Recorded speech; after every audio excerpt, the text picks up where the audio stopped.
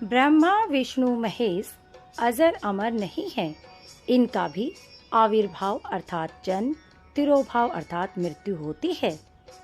गीता में अर्जुन को स्वयं भगवान कह रहे हैं कि उस परमेश्वर की शरण में जा, उसके लिए उन संतों के पास जा जो तत्वदर्शी हों।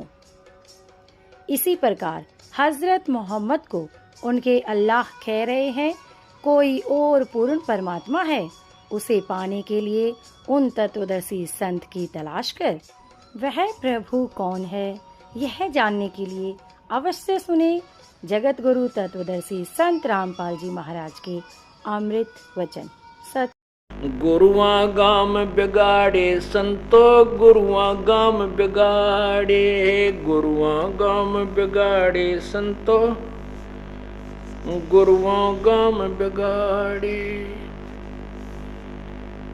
गुरुओं गाम बिगाड़े संतो, इन गुरुओं गाम बिगाड़े।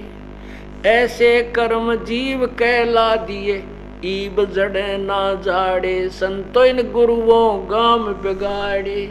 ऐसे नकली संतों ऋषियों और महर्षियों ने गाम के गाम बिगाड़ दिए, सच्चाई से उनको दूर कर दिया। ऐसे कर्म जीव कहला दिए, ईब जड़े ना जाड़े, इन गुरुआ गाम बिगाड़े संतो, गुरुआ गाम बिगाड़े।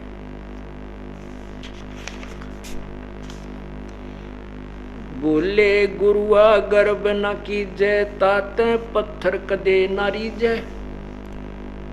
अपने आत्माओं, जैसे हम मूर्ति की पूजा करते हैं, मूर्ति की पूजा व्यर्थ है, लेकिन मूर्ति को रखना, मूर्ति का सत्कार करना ये गलत नहीं है। जैसे आपके दादा परदादा की मूर्ति है और वो रखी है, चित्र कोई बुरा नहीं है, उससे आपकी पीढ़ी पड़पीढ़ी ये देखेगी हमारे दादाजी ऐसे थे, अच्छी बात है।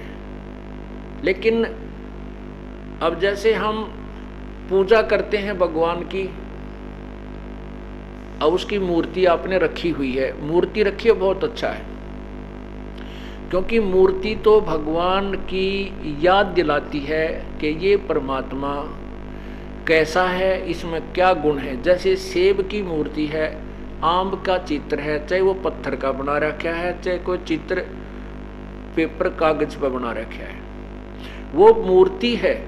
और वो उस मूर्ति को देख करके उस फल के गुणों की याद आती है, उसके पाने की लालसा, इच्छा बढ़ती है, प्रेरणा होती है। उस मूर्ति का इतना सहयोग है कि उसको देखने से उस मूर्ति वाले फल के गुणों का ज्ञान होता है और उसको पाने की इच्छा भी मन में प्रेरणा होती है। और यदि हम उस मूर्ति, जो जिस फल की मूर्ति है, उसको ओरिजिनल फल को नहीं प्राप्त करेंगे और केवल उस पत्थर की या कागज की मूर्ति पर मत्था टेकते रहेंगे, उसके ऊपर धूप दाप आरती करते रहेंगे, तो उस मूर्ति वाले, जिसकी वह मूर्ति है, उस फल का हम गुण ग्रहण नहीं कर सकते, उसका लाभ प्राप्त नहीं कर सकते। जिस फल की मूर्ति आपने देखी और आपके मन में, आपके मुंह में पानी आया कि इसको तो खाना चाहिए, उसको प्राप्त करने का तरीका भिन्न है। उसके लिए मजदूरी करो, कोई नौकरी करो, पैसे इकट्ठे करो, जोड़ो और फिर जाओ मार्केट में और फिर वो जिसका चित्र तूने देखा था, उस ओरिजिनल फल को प्राप्त करो और फिर खाओ, आनंद होगा। ऐसे ही जिस भगवानों की आपने मूर्ति बना रखी है, पहले तो उनके मेरिट से परिचित हो, उनके गुणों से परिचित हो कि इस भगवान की साधना से हमें लाभ क्या होगा।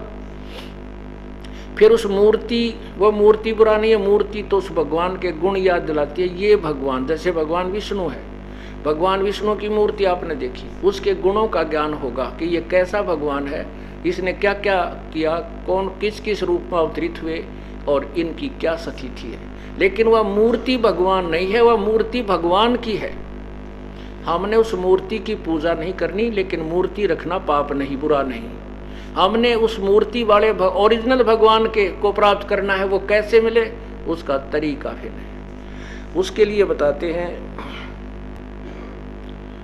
बोले गुरुआ गर्भ न की जय, ताते पाहन कदे नारी जय। पत्थर, जिस पत्थर की मूर्ति पर तू आसक्त हुआ बैठा है, नादान गुरु संत ऋषि,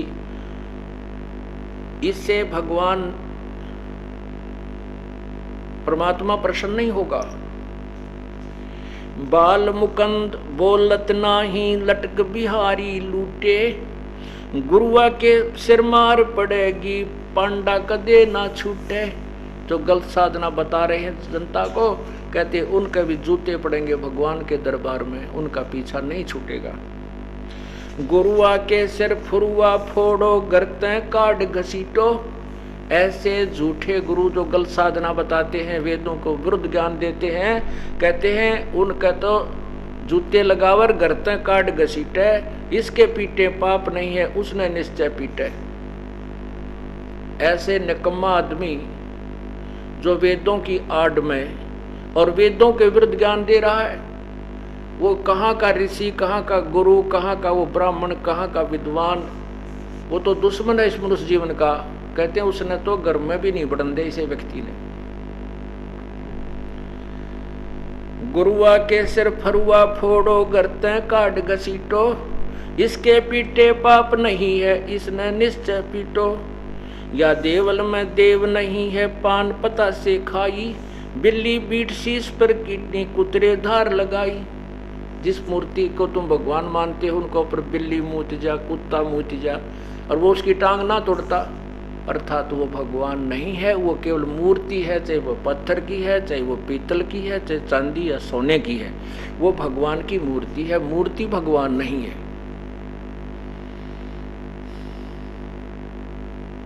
बिल्ली देव बिडारत नाही मूर्ति में कुछ खोरी, या देवा में शक्ति होती तो कुत्ते की टांग क्यों ना तोड़ी। मूर्ति के नहीं सरवन चिस्मा गुरुआ घंट बजावे, खीर खांड का भोजन दर के आप ही गुटकावे।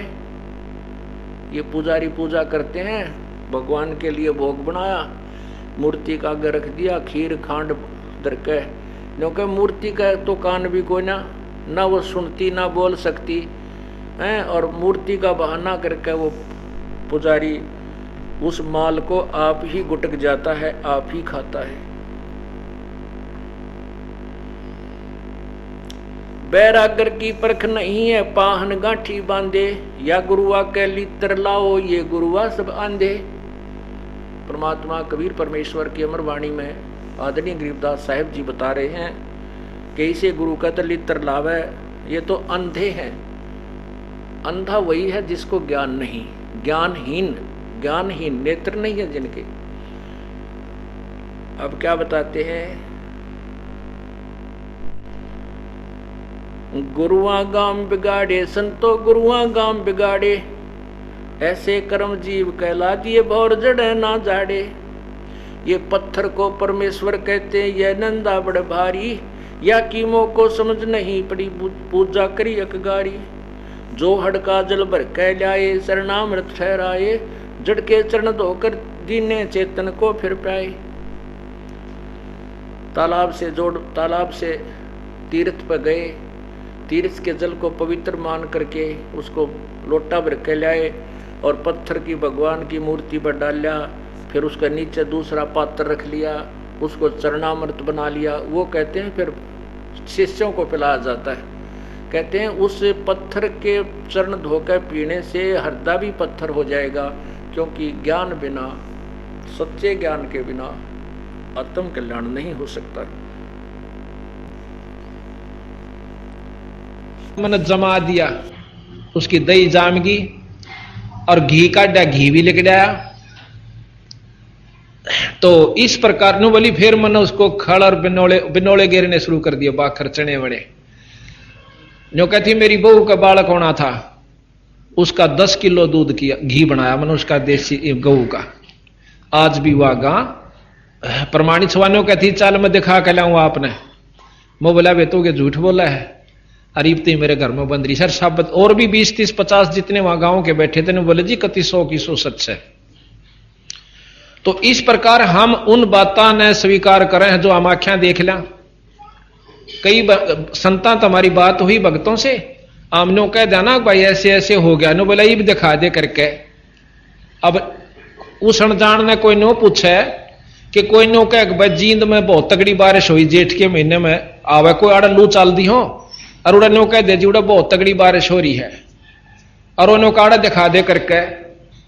ये भी उसका के इलाज सब समय आने पर सारे कामों से वहां बारिश हुई है, वो झूठ बोलने का उसने किए शौक से भाई।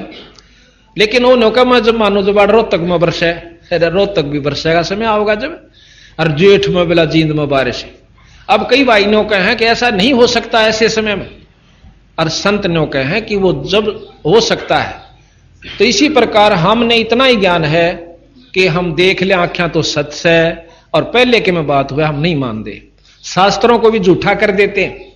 गरीबदास महाराज जी ने शास्त्र झूठे नहीं करे, इन्होंने शास्त्रों को ज्यों का त्यों रखा, पर उन शास्त्रों की पहुंच बताई कि यहां तक इसकी म्याद है इसकी।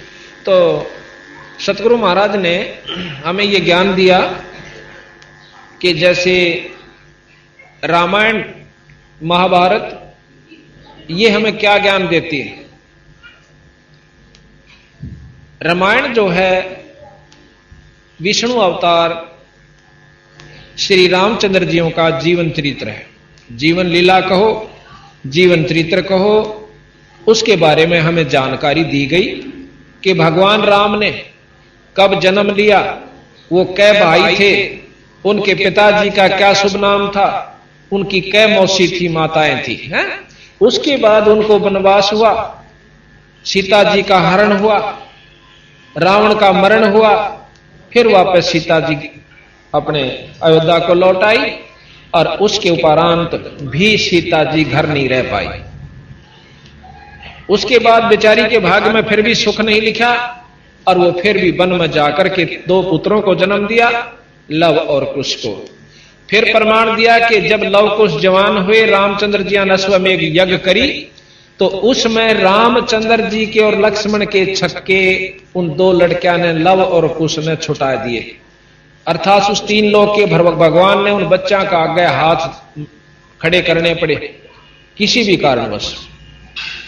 तो भाव ये से सतगुरु गरीबदास जी महाराज का कहने का और इस ग्रंथ साहब की रचना का उद्देश्य यही था कि यथार्थ ज्ञान महाभारत से निकाला और उसका वर्णन किया, वर्णन के बाद उसका सार दिया, भावार्थ दिया और फिर सार दिया।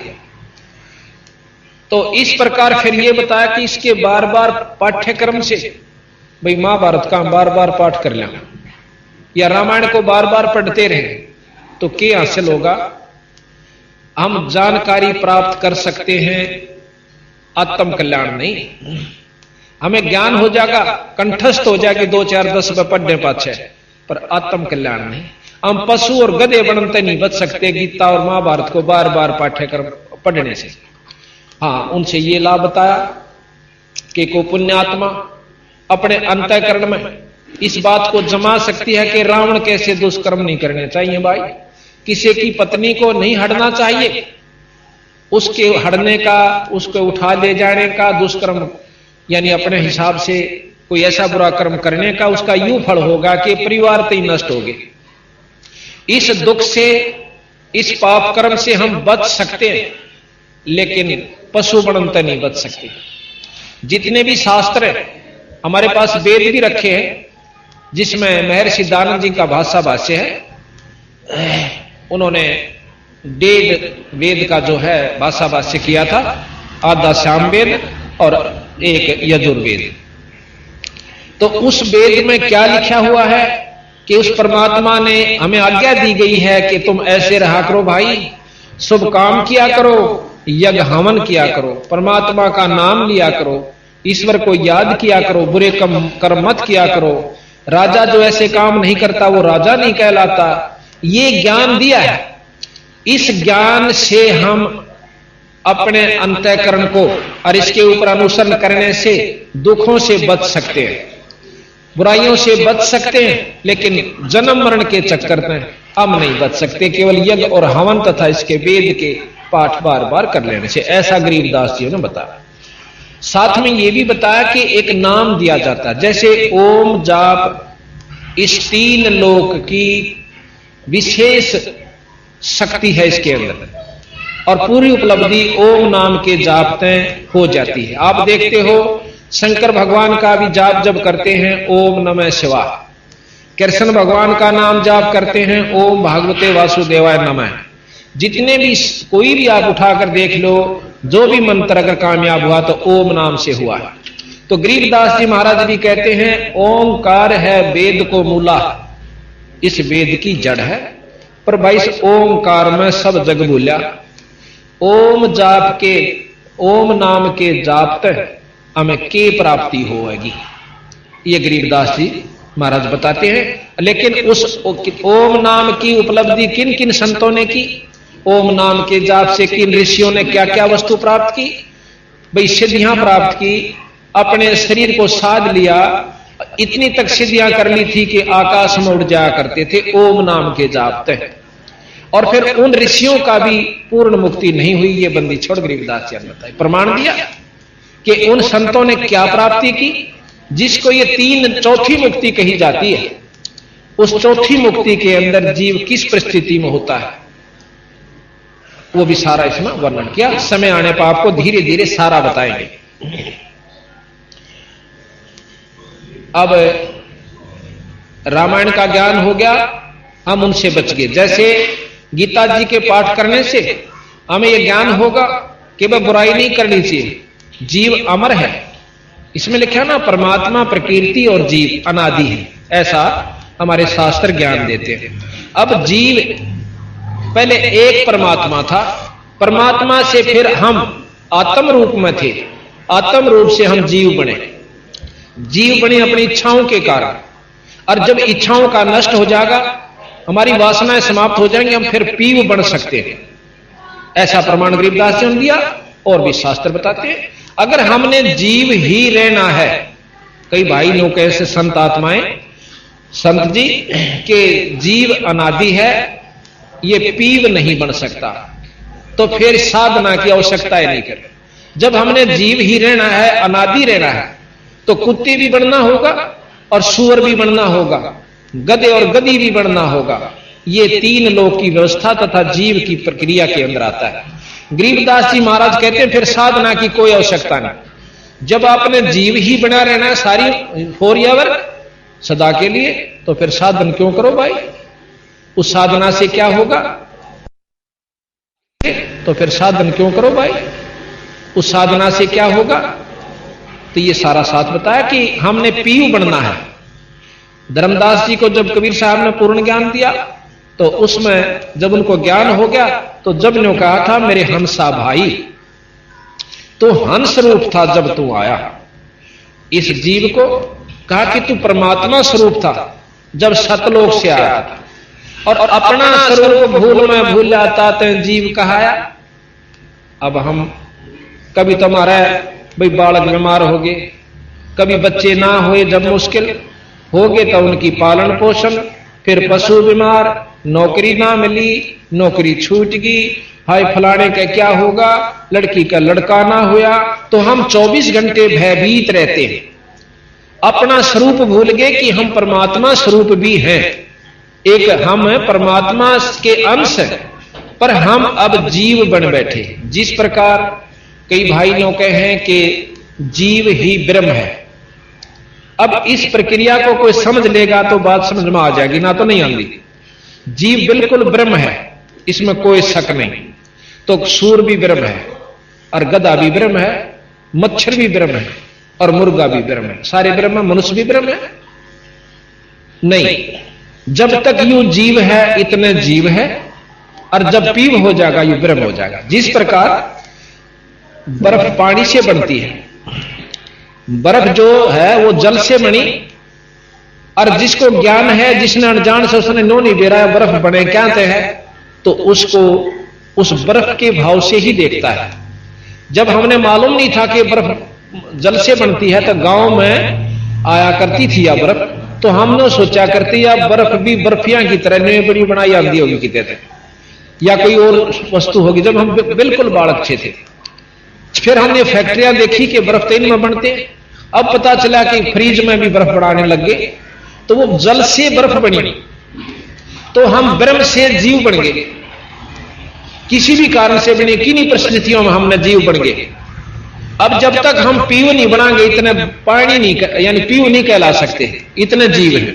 और जब तक वो बर्फ है, वो पानी नहीं कही जा सकती, पर नो भी नहीं कह सकते ये पानी नहीं है, उसको ये भी नहीं कह सकते ये जल नहीं है। जिसको ज्ञान है वो कहेगा कि जल तो है। तो ये जो कई भक्त आत्मा न्यू कहे कि जीव खुद ब्रह्म है, इसने कोई साधना की जरूरत नहीं। क्या की साधना करे जब ये खुद परमात्मा है। अरे भले मानुष जब तक बर्फ है तो बर्फ के गुण से उसमें पानी का काम नहीं देगी, जल का काम बर्फ नहीं दे सकती जब तक पानी नहीं बना लेंगे। इसी प्रकार जब तक हम पीव नहीं बनेंगे इतने जीव की ही संज्ञा में रहेंगे और हम हमारे साथ ये सब लगे रहेंगे, काम क्रोध मोह लोभ अहंकार, और इसके अंतर्गत हम लोग 84 भी भोगांगे। ये भोगनी पड़ेगी। अच्छा बंदी छोड़ कबीर साहब ने और गरीबदास जी ने बताया। साथ में गीसाचंद जी महाराज भी प्रमाण देते हैं और जितने भी दादू साहब ने भी, नानक साहब ने भी यही प्रमाण दिया है कि जब तक ये जीव है इसको पीव बनाना है, और जब तक हम पीव नहीं बन जाएंगे इतने हमारी ये जन्म मरण की प्रक्रिया खत्म नहीं हो सकती। यहां गरीबदास जी महाराज कहते हैं कि मन तो सुख के सागर बसरे भाई और ना ऐसा जसरे।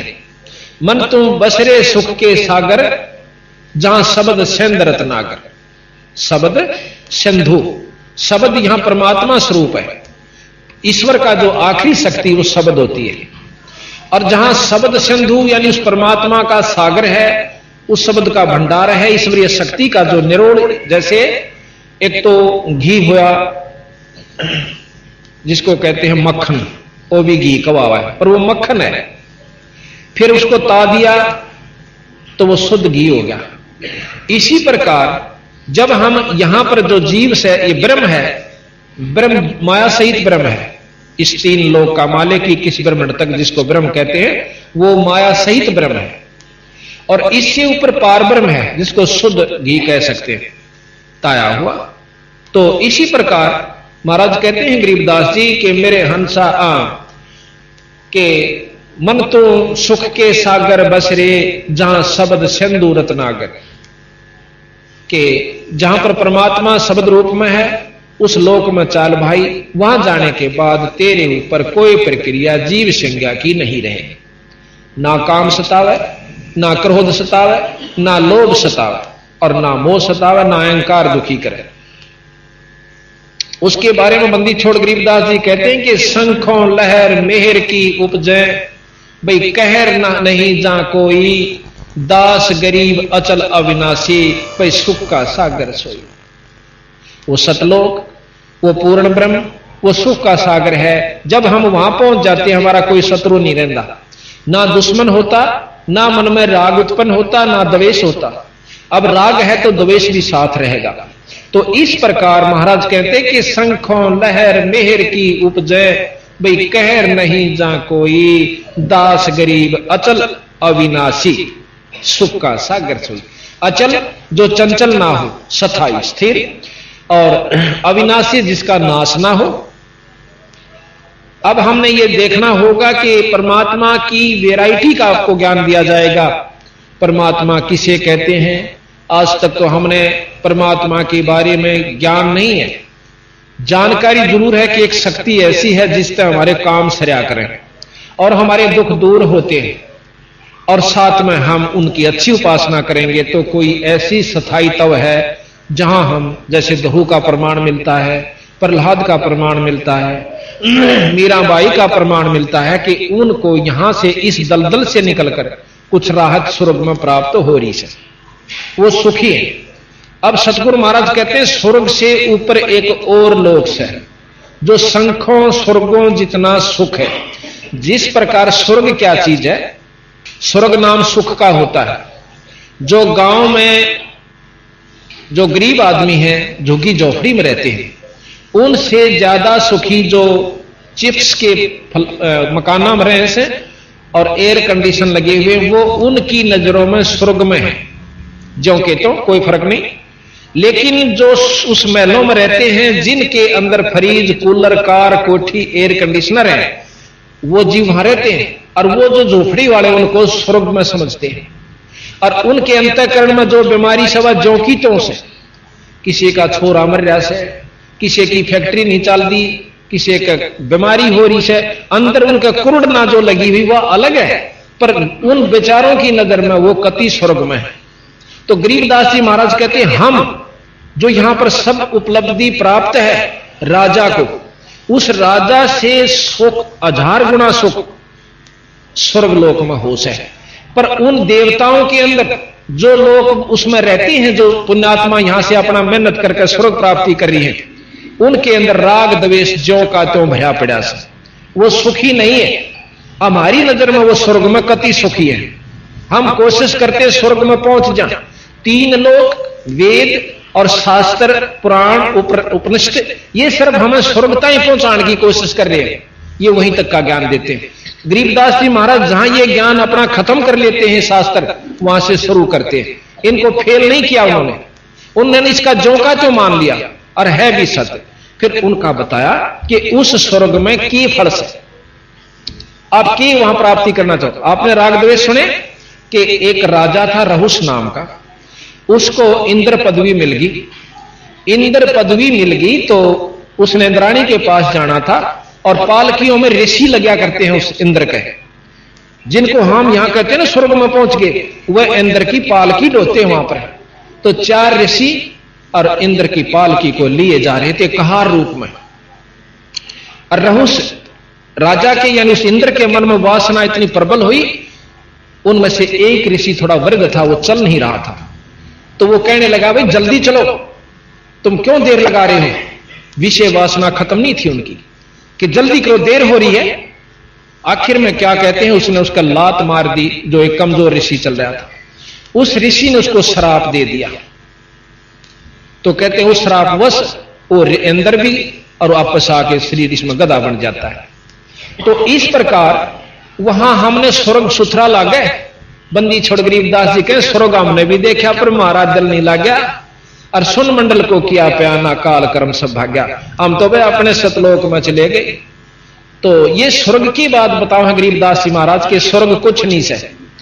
दूसरे मायनों में दूसरे उदाहरणार्थ स्वर्ग क्या चीज है, जैसे सारे साल ताड़ मेहनत करी, भक्तात्माएं तपस्या करते हैं, खड़े होकर तप करते हैं, भाई साधना करते हैं, योगी जन बैठ कर बड़ी योग उपासनाएं करते हैं, तो वो क्या करते हैं कि स्वर्ग प्राप्ति हो जाती है। तो उस स्वर्ग के बारे में एक प्रमाण मोटा सा हम देंगे।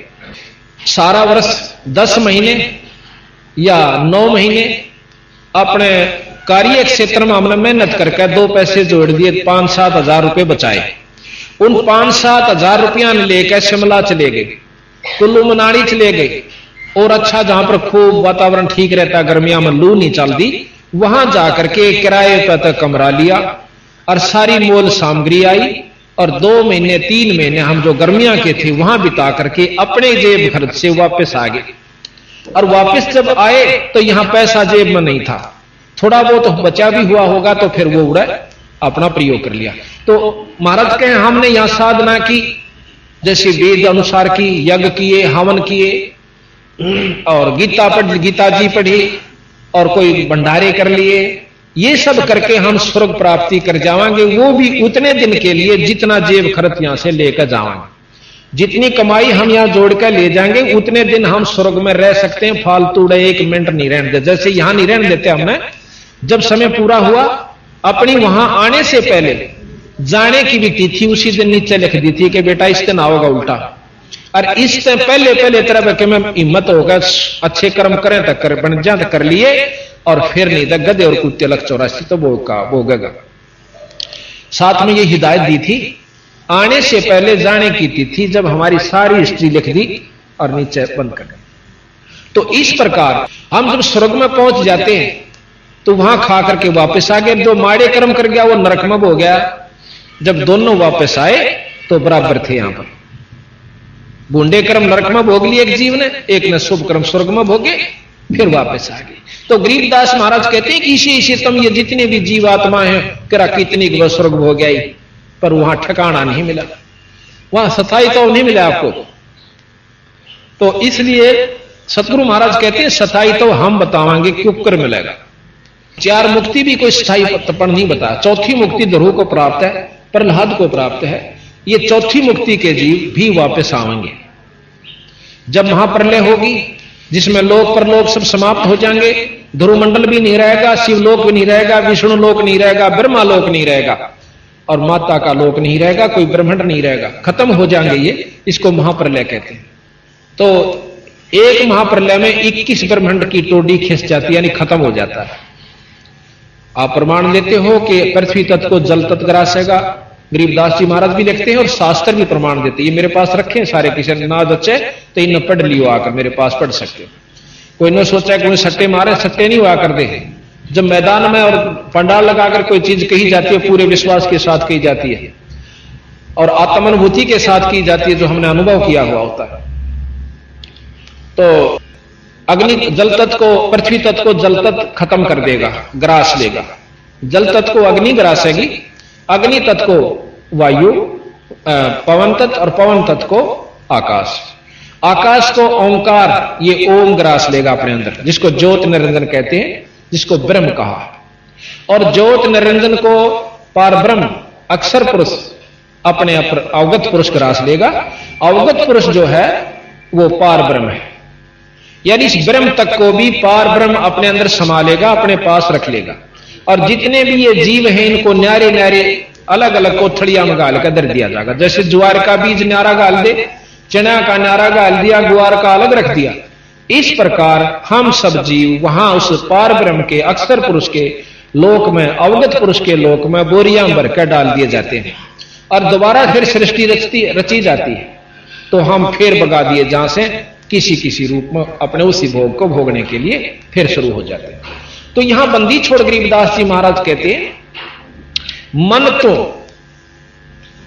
सुख के सागर बसरे, भाई बहोर ना ऐसा जसरे। मन तो सुख के सागर बसरे, सुख के सागर, जहां शब्द संधूरत नागर। कोट जन्म तन भरमत होगे, कुछ ना हाथ लग्या रे। भाई कुकर कुत्ता, सुकर सुअर, खरगदा, ये जो नितन भोगी। कुकर सुकर खर बया बोरे, तू कौआ हंस बुगारे। कौआ भी रहा, हंस भी हुआ और बुगला भी बना। तो ये तने बहुत बार, कितनी बार ये चीज तने भोग ली भाई।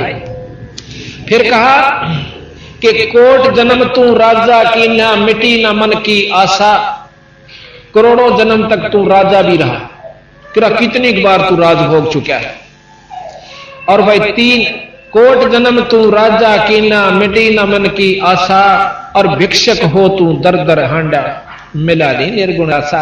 अब देखा ना इन दुकाना का ऊपर लाल लत्ते पैर लेंगे, ढाडी बढ़ा लेंगे, माला गाल लेंगे और 36 पाखंड करके एक संत को बदनाम करते हैं वो लोग मांगते फिर से हैं। और को दवन्नी ना देता दीदे काटेंगे, नौकंगे फूक दूंगा।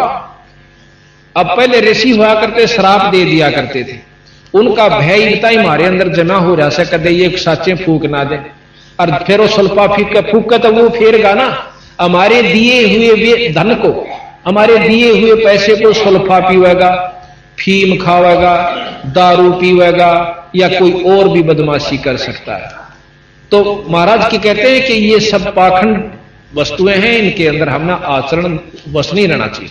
तो कहते हैं भिक्षक हो तू दर दर हांडा, पर मिला ना निर्गुण राशा। निर्गुण राशा जोश है, वो निर्गुण वस्तु कैसे प्राप्त होती है, वो विधि बड़ी गरीबदास जी ने बताई कि हम बतावांगे ऐसे उसकी निर्गुण उपासना ऐसे होगी तेरी। फिर कहा कि इंद्र कुबेर ईश की पदवी, ब्रह्मा वरुण धर्मराया। इंद्र कुबेर और ईश के हैं परमात्मा मालिक। जैसे इंद्र भी भगवान है, इंद्र को भी भगवान इंद्र कहते हैं और वेदों में उसी इंद्र को ऐश्वर्यवान परमात्मा कहा है। महर्षि जियों ने भी और जितने भी और शास्त्र ये खोल रखा सामवेद, उसमें लिखा कि ऐश्वर्यवान परमात्मा, जब परमात्मा में गुण विद्यमान है तो वह ब्रह्म नहीं है, वो निर्गुण नहीं है। जिसमें गुण है, जो परमात्मा ऐश भी करता है, उस परमात्मा में वो सारी विधि है, तो उसके वो मतलब माया सहित है, रहित नहीं है।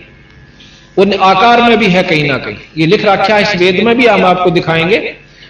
यजुर्वेद में साफ महर्षि दयानंद जी ने खोल रखा, भाषा कर रखा उसका। और उस यजुर्वेद के 5वें अध्याय के 32वें श्लोक में खुद महर्षि जी सरलार्थ करते हैं। सरलार्थ को बदला नहीं जा सकता। अगर मायना को बदलता है, अर्थ को बदलता है, तो वो विद्वान नहीं कहलाता। उन्होंने जो का त्यों लिखा है कि वो परमात्मा, वो ईश्वर, वो परमेश्वर जिससे सारी सृष्टि चेतन है, चल रही है और आश्रित है, वो अपने सत धाम युक्त है। अगर वो धाम में है तो आकार में भी है। इस बात को नहीं भूलना चाहिए मकान बनाया तो आदमी भी रहे होंगे या रहते होंगे, मकान की वैसे जरूरत नहीं थी। जब उसका धाम है, उसका स्थान है, उसका लोक है, तो वो आकार में भी है। दूसरी तरफ से कहते नहीं उसका कोई लोक नहीं, उसका कोई धाम नहीं, कोई स्थान नहीं, वो तो कण कण में व्यापक है। गरीबदास जी महाराज उसके बारे में बताते हैं, व्यापकता किसे कहते हैं और स्थायीपन किसे कहते हैं। सूर्य अपने स्थान पर है, पर यह सारी पृथ्वी जितने उसके सामने आते उसमें प्रकाश व्यापक है, पर है अपने स्थान पर। इसी प्रकार राजा अपने स्थान पर है, अपनी गद्दी पर है, अपने महल में है, पर उसकी सत्ता, उसकी शक्ति हिंदुस्तान के कण कण में व्यापक है, इसमें कोई शक नहीं। उसका भय, उसकी सत्ता, उसकी प्रभुता निराकार रूप में सब जगह व्यापक है। वो मुख्यमंत्री में भी है, वह डीसी में भी है, और डीसी के माध्यम से एसपी और नीचे के जितने भी ऑफिसर उनके माध्यम से हर चीज, हर की उसमें अपने क्षेत्र में व्यापक है। जैसे अब हम आपको जो जहां ले जाना चाहोगे वो ध्यान से सुनिएगा। बोलो सतगुरु देव की जय। ऐसे ही आध्यात्मिक वीडियो देखने के लिए हमारे चैनल संत रामपाल जी महाराज के सत्संग को सब्सक्राइब करें। सत साहिब।